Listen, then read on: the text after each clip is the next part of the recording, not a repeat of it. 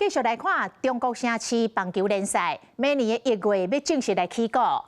统一赛队的林奕泉加入到正大龙队了后，即摆佫传出统一赛队的前二垒手黄永团要来加入到福州海峡队。讲中国棒球联盟毋是干那锁定台湾的球员尔，都参台湾的啦啦队员伊嘛买。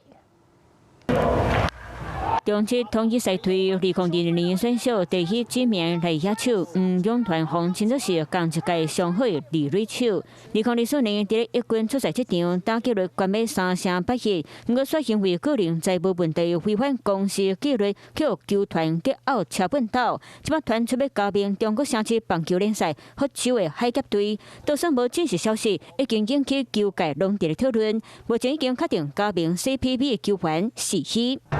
这球带到了中外野方向，不用推了吗？前统一赛队资深球星林奕泉确定以4万块人民票，差不多新台票17万6千的月级，改满上海正大龙队的球衣。伫咧中职出赛纪录停留伫咧1639场，拢总2013支安打，210支红不让，399支二垒安打，是中职纪录的保持人。球迷就真烦恼，会对国内棒球环境造成真大影响。 其实完全不会影响到中华职棒啊！我们台湾现在目前的薪资结构跟到这个外籍洋将薪水越来越高嘛。CPB 球季分春季下开，当成立需要有名气的球员来拍广告，只是最近联名动作不断，唔拿球员都和啦啦队马拢正合。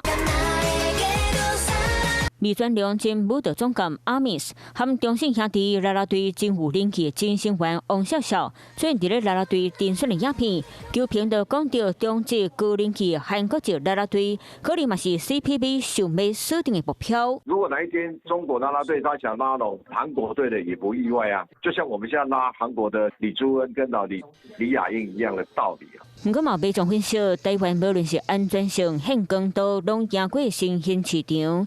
啦啦队查某囡仔伫咧台湾发展，搁会当得到知名度。中国就算有企图心，成后生款，就爱去看。你好，我是宋彦明。想掌握最及时的新闻资讯吗？赶紧订阅、按赞、开启小铃铛，锁定华视新闻 YouTube 频道。